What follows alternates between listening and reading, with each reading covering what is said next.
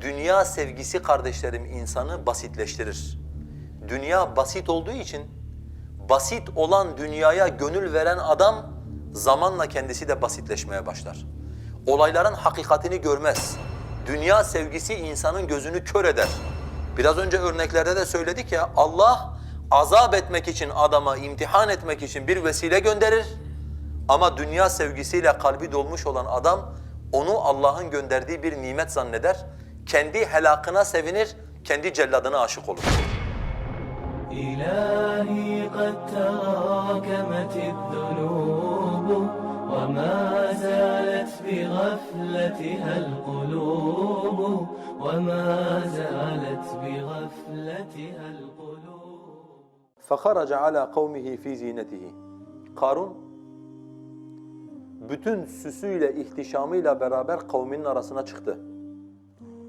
قَالَ الَّذ۪ينَ يُرِيدُونَ الْحَيَاةَ الدُّنْيَا Dünya hayatını isteyenler bu manzarayı görünce dediler ki, ya leyte, keşke lena bizim için olsa misle ma utiye Karunu. Karun'a verilenin aynısı misli bizim için de olsa.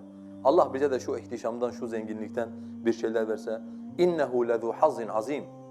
Muhakkak ki Karun büyük bir pay sahibidir. Muhakkak ki Karun büyük bir şans sahibidir. Yani Allah onu şanslı kılmış dediler. Ve kâlellezîne utul ilme İlim sahipleri dediler ki veylekum, yazıklar olsun size. Sevabullahi hayrun, Allah'ın vereceği mükafat, Allah'ın sevabı daha hayırlıdır. Limen amene ve amile saliha, iman edenler ve salih amel işleyenler için. Ve la yulaqaha illa sabirun.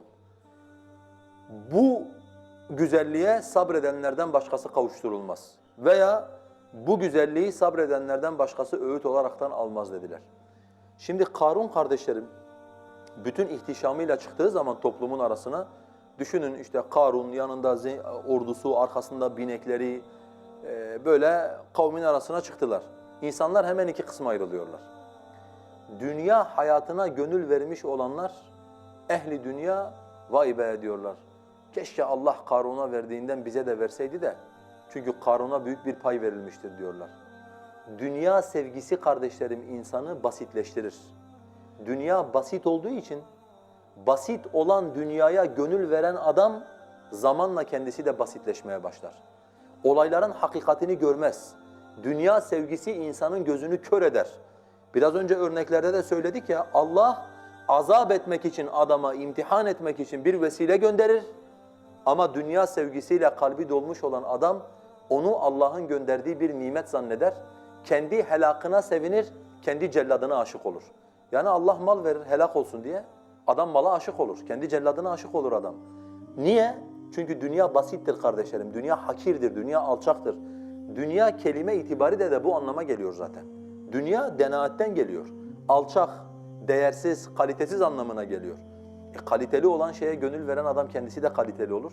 Değere gönül veren kendisi de değerlenir. Basite, çirkine gönül veren kendisi de basitleşip çirkinleşmeye başlar. Basit bir gözle bakıyorlar. Vay be, Karun'un ne kadar malı var diyorlar. Hani bizim toplumda da bir deyim var. Zenginin malı fakirin, züğürdün çenesini yorar diye. Fakir eğer basitse, dünyaya gönül vermişse böyle sürekli zenginin malına bakıp kendi kendine temennilerde bulunur. Ama ilim ehli olan insanlar, yani değerli olan şeye gönül verenler, Rablerini tanımak için Allah'ın dinini öğrenmeye çalışan insanlar, onlar derler ki yazıklar olsun size. Allah'ın mükafatı şu Karun'a verilmiş olan maldan daha hayırlıdır iman edenler ve salih amel işleyenler için derler.